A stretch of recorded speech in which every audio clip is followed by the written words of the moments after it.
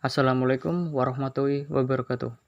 Perkenalkan, nama saya Ahmad Periodi Siswanto, NPM 194100081, kelas 1A Sosiolinguistik. Di sini saya akan menjelaskan mengenai bab komunikasi bahasa dari buku Sosiolinguistik Perkenalan Awal, Abdul Chair. Hakikat bahasa memiliki 7 ciri. Yang pertama, bahasa itu sebuah sistem lambang. Yang kedua, bahasa itu berupa bunyi. Yang ketiga, bahasa itu bersifat arbiter. Yang keempat, bahasa itu produktif. Yang kelima, bahasa itu dinamis. Yang keenam, bahasa itu beragam. Dan yang ketujuh, bahasa itu manusiawi. Untuk yang pertama, bahasa adalah sebuah sistem. Artinya, bahasa itu dibentuk oleh sejumlah komponen yang berpola secara tetap dan dapat dikaidahkan. Sebagai sebuah sistem, bahasa selain bersifat sistematis, juga bersifat sistemis. Dengan sistematis, maksudnya, bahasa itu tersusun menurut suatu pola tertentu, tidak tersusun secara acak atau sembarangan. Sedangkan, sistemis, artinya sistem bahasa itu bukan merupakan sistem tunggal, melainkan terdiri dari sejumlah subsistem, yakni subsistem fonologi, subsistem morfologi, subsistem sintaksis, dan subsistem leksikon. Setiap bahasa biasanya memiliki sistem yang berbeda dari bahasa lainnya. Misalnya, urutan kata di dalam bahasa Latin adalah tidak penting, sebab susunan kalimat Paulus Vidit Mariam sama saja maknanya bila susunan diubah menjadi Paulus Mariam Vidit Paulus, atau Vidit Mariam Paulus, yaitu Paulus melihat Maria. Padahal, susunan kalimat bahasa Indonesia nenek melirik kakek tidak sama maknanya dengan kakek melirik nenek. Mengapa demikian? Karena yang penting dalam sistem bahasa Latin adalah bentuk kata, bukan urutan kata.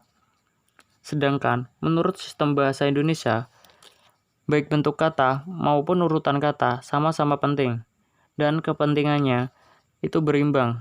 Oleh karena itu, lazim juga disebut bahasa itu bersifat unik, meskipun juga bersifat universal. Unik artinya memiliki ciri atau sifat khas yang tidak dimiliki bahasa lain. Dan universal berarti memiliki ciri yang sama yang ada pada semua bahasa. Yang kedua, bahasa itu berbentuk bunyi. Artinya, lambang-lambang itu berbentuk bunyi yang melambangkan sesuatu yang disebut makna atau suatu konsep. Umpamanya, lambang bahasa yang berbunyi kuda melambangkan konsep atau makna sejenis binatang berkaki 4 yang bisa dikendarai, dan lambang bahasa yang berbunyi spidol melambangkan konsep atau makna sejenis alat tulis yang bertinta. Karena setiap lambang bunyi itu memiliki atau menyatakan suatu konsep atau makna, maka dapat disimpulkan setiap satuan ujaran bahasa memiliki makna. Jika ada lambang bunyi yang tidak bermakna atau tidak menyatakan suatu konsep, maka lambang tersebut tidak termasuk sistem suatu bahasa. Dalam bahasa Indonesia, satuan bunyi air, kuda, dan meja adalah lambang ujaran karena memiliki makna. Tetapi bunyi-bunyi rai, akut, ajem bukanlah lambang ujaran karena tidak memiliki makna. Yang ketiga, bahasa itu bersifat arbiter. Artinya, hubungan antara lambang dengan yang dilambangkannya tidak bersifat wajib. Bisa berubah dan tidak dapat dijelaskan mengapa lambang tersebut mengonsepi makna tertentu. Secara konkret, mengapa lambang bunyi kuda digunakan untuk menyatakan sejenis binatang berkaki 4 yang bisa dikendarai adalah tidak dapat dijelaskan. Andai kata hubungan itu bersifat wajib, tentu untuk menyatakan binatang yang dalam bahasa Indonesia itu disebut kuda, tidak ada yang menyebutnya jaran, horse, atau spart. Bukti arbiteran ini dapat juga dilihat dari banyaknya sebuah konsep yang dilambangkan, dengan beberapa lambang bunyi yang berbeda. Misalnya, untuk konsep setumpuk lembaran kertas bercetak dan berjilid, dalam bahasa Indonesia disebut buku atau kitab. Untuk konsepnya, besarnya tubuh yang lebih kecil dari ukuran normal dalam bahasa Indonesia disebut kurus, langsing, dan krempeng. Meskipun lambang-lambang bahasa itu bersifat arbiter, tetapi juga bersifat konvensional. Artinya, setiap penutur suatu bahasa akan mematuhi hubungan antara lambang-lambang dengan yang dilambangkannya. Dia akan mematuhi, misalnya, lambang kuda hanya digunakan untuk menyatakan sejenis binatang berkaki empat yang bisa dikendarai, dan tidak untuk melambangkan konsep yang lain, sebab jika dilakukan berarti dia telah melanggar konvensi itu. Sebagai akibatnya, tentu komunikasi akan terhambat. Begitupun seseorang tidak dapat mengganti lambang untuk sesuatu dengan semaunya saja. Umpamanya, untuk konsep sejenis alat tulis bertinta, dia tidak menggunakan lambang spidol, tetapi menggunakan lambang lain, misalnya dopsi, pisdol, atau dospil.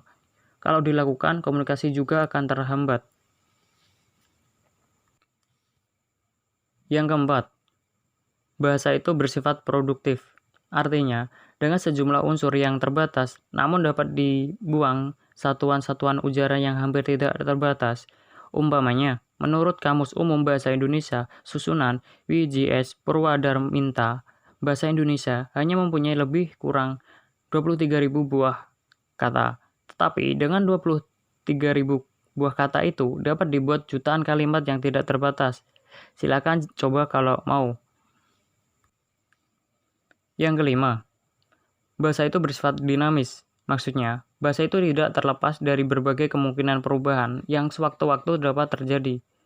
Perubahan itu dapat terjadi pada tataran apa saja, yaitu fonologis, morfologis, sintaksis, semantik, dan leksikon. Yang termasuk yang tampak jelas biasanya adalah pada tataran leksikon. Pada setiap waktu, mungkin saja ada kosakata baru yang muncul, tapi juga ada kosakata lama yang tenggelam, tidak digunakan lagi. Umpamanya kata kempa, perigi, dan centang perenang, yang dulu ada digunakan dalam bahasa Indonesia, kini tidak digunakan lagi. Sebaliknya, kata-kata seperti riset, kolusi, dan ulang-alik yang dulu tidak dikenal, kini sudah menjadi biasa digunakan. Kedinamisan bahasa dalam tataran gramatika juga banyak menyebabkan terjadi perubahan kaidah. Ada kaidah yang dulu berlaku, kini tidak berlaku lagi. Umpamanya, dalam bahasa Indonesia, dulu haruslah dikatakan bertemu dengan dua orang Inggris, dengan alasan dua orang adalah suku kata bilangannya, dan orang Inggris adalah kata bendanya. Sekarang, susunan kalimat tersebut haruslah berbentuk bertemu dengan dua orang Inggris.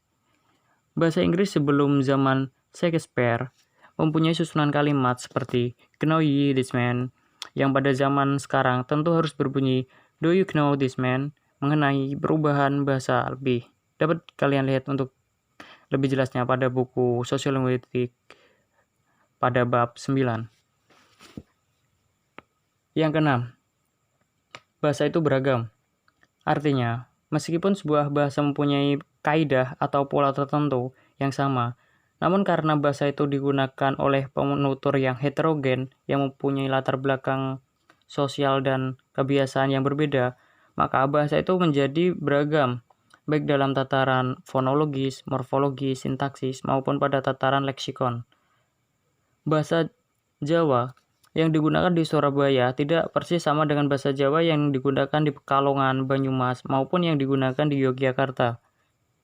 Begitu juga bahasa Inggris yang digunakan di kota London tidak sama dengan bahasa Inggris yang digunakan di Birmingham, di Kanada, di Australia, maupun di Amerika. Dan yang terakhir, yang ketujuh, bahasa itu bersifat manusiawi. Artinya, bahasa sebagai alat komunikasi verbal hanya dimiliki manusia. Hewan tidak mempunyai bahasa. Yang dimiliki hewan sebagai alat komunikasi yaitu berupa bunyi atau gerakan isyarat, tidak bersifat produktif. dan tidak dinamis. Dikuasai oleh para hewan itu secara instinktif atau secara naluriah. Padahal manusia dalam menguasai bahasa bukanlah secara instinktif atau naluriah, melainkan dengan cara belajar. Tanpa belajar, manusia tidak dapat berbahasa. Hewan tidak mempunyai kemampuan mempelajari bahasa manusia. Oleh karena itu, dikatakan bahwa bahasa itu bersifat manusiawi, hanya dimiliki manusia.